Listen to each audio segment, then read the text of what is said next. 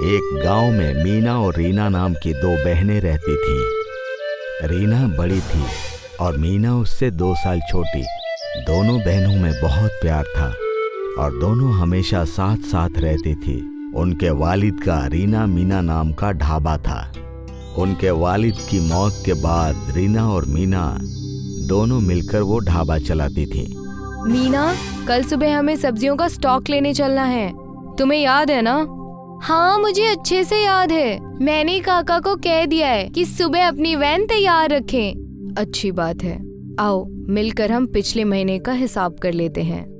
दोनों बहनें मिलकर इसी तरह ढाबे का हर काम साथ साथ करती थीं। दोनों में आज तक कभी तकरार नहीं हुआ था। दोनों ही बड़े मोहब्बत से रहती थीं। एक दिन सुबह, रीना उठ जाओ, चलो जल्दी हमें निकलना चाहिए। रीना कोई जवाब नहीं दे रही थी। मीना रीना को छू कर देखती है तो उसे पता चलता है कि रीना को बहुत तेज बुखार है। अरे ये क्या? रीना का तो पूरा जिस्म गर्म है। अचानक से इतना तेज बुखार कैसे हो गया इसे? मुझे तुरंत किसी अच्छे डॉक्टर को बुलाना चाहिए। मीना हरिया काका को कहकर डॉक्टर को बुलवाती है। डॉक्टर रीना को देखते हैं और उसे दवाई खिलाकर आराम करने की सलाह देते हैं। मीना भी रीना से कहती है कि अभी उसे आराम की जरूरत है। पर मीना, अब तू अकेले कैसे जाएगी? ढाबा कैसे संभालेगी? ये मेरी तबीयत को भी अभी खराब होना था। रीना, तुम चिंता मत करो, मैं सब संभाल लूंगी। तुम सबसे पहले अपनी तबीयत की फिक्र करो। मैं अभी हरिया काका के साथ जाती हूँ और सब्जियाँ लेकर ढाबा पहुँचती हूँ, फिर तुम्हें देखने आती हूँ। मीना ने इससे पहले कभी अकेले कुछ नहीं किया था, इसीलिए वो थोड़ा घबराई हुई थी। वो हरिया काका के साथ सब्जी बाजार पहुँचती है। वहाँ पर उसे एक सब्जी वाला मिलता है। आइए मोहतरमा, आइए, बताइए कौन सी सब्जी दूं आपको? एकदम ताजी है, कौन सी दे दूं? भैया जी, 5 किलो टमाटर और 10 किलो आलू। अरे मोहतरमा, भैया जी मत बनाइए, मैं भी आप ही की उम्र का हूँ। मैं राहुल, नाम तो सुना ही होगा। जी जी बिल्कुल ठीक है। तो राहुल जी। राहुल और मीना की इस तरह बहुत बातें होने लगती हैं। उसके बाद से मीना सारी सब्जियां राहुल से ही खरीदती हैं और उसे अपने ढाबे की सारी जानकारी दे देती है। हाँ, मैं और मेरी बड़ी बहन मिलकर चलाते हैं और हम दोनों में आधा आधा पैसा बंट जाता है। मेरे अब्बू नहीं है। मेरी बहन बहुत अच्छी है, मेरा बहुत ख्याल रखती है। राहुल मीना की सारी बातें बड़े गौर से सुनता है। उसके बाद वो कहता है, मीना, तुम मुझे अच्छी लगने लगी हो। क्या तुम मेरे साथ मेरे घर चलना चाहोगी? हाँ, पर मुझे तो अभी ढाबे पर जाकर काम करना है ना। आज तो मेरी बहन भी नहीं है, ना जाने अकेले मैं सब कुछ कैसे कर पाऊंगी। ठीक है, चलो मैं तुम्हारे साथ चलता हूँ। फिर तुम्हें अकेले कुछ नहीं करना पड़ेगा और मैं तुम्हारे साथ वक्त भी बिता पाऊंगा। मीना राहुल को अपने साथ ढाबे पर ले आती है। ढाबे को देखकर राहुल कहता है, तुम्हारा ढाबा तो बहुत ही बेहतरीन है, बस एक ही कमी है इसमें। इसका नाम रीना मीना ढाबा नहीं बल्कि मीना ढाबा होना चाहिए था। तुम इतनी खूबसूरत हो, मेहनती हो और मेरी तो ख्वाहिश है कि इसका नाम मीना ढाबा होना चाहिए। नहीं, तुम कैसी बातें कर रहे हो? ये काम हम दोनों बहनों की मेहनत से चलता है, इसलिए इसका नाम रीना मीना ढाबा ही रहेगा। अब मैं हूँ ना तुम्हारे साथ मेहनत करने के लिए। अब तुम्हें अपनी बहन की क्या जरूरत है?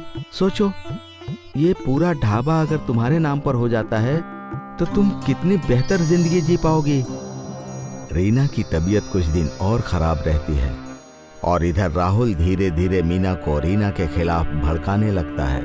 वो उससे कहता रहता है कि तुम ये ढाबा अपने नाम करवा लो और फिर मैं तुमसे शादी कर लूंगा और हम दोनों मिलकर एक खुशहाल जिंदगी बिताएंगे।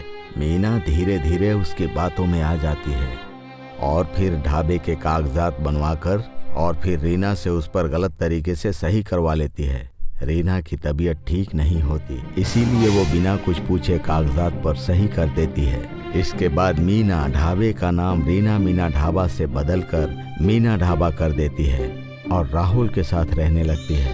अब रीना की तबीयत ठीक हो जाती है और वो ढाबे पर आती है जैसे वो राहुल को देखती है तो उसे ये महसूस होने लगता है कि राहुल बिल्कुल ठीक आदमी नहीं है। मीना, ये सब तुमने क्या कर दिया? ये हमारा बोर्ड क्यों चेंज कर दिया? और ये लड़का कौन है? अब ये ढाबा मेरा है, तुम्हारा इस पर कोई हक नहीं। तुम चाहो तो मैं खुद तुम्हें कागज दिखा सकती हूँ। तुम्हारे लिए अच्छा होगा कि तुम यहाँ से हमेशा के लिए चली जाओ और मुझे और मेरी मोहब्बत को साथ में ये ढाबा चलाने दो। रीना समझ जाती है कि इसी ने उसकी बहन को बहकाया है। वो उस समय झगड़ा करना बेहतर नहीं समझती। उसे पूरा यकीन रहता है कि ये सब किया धरा राहुल का ही है, मगर अभी मीना की आंखों पर मोहब्बत की पट्टी बंधी हुई है, इसीलिए वो वहां से चली जाती है। उसके बाद मीना ढाबा के ठीक सामने एक छोटी सी गुमटी में रीना ढाबा नाम का अपना कारोबार शुरू करती है, मगर जाने माने मीना ढाबा के सामने लोग रीना के ढाबे पर नहीं आते। अब मुझे कुछ ऐसा करना पड़ेगा कि मेरा ढाबा खूब चले और फिर मैं मीना को सच्चाई बता सकूं और उस राहुल के चंगुल से उसे छुड़ा सकूं।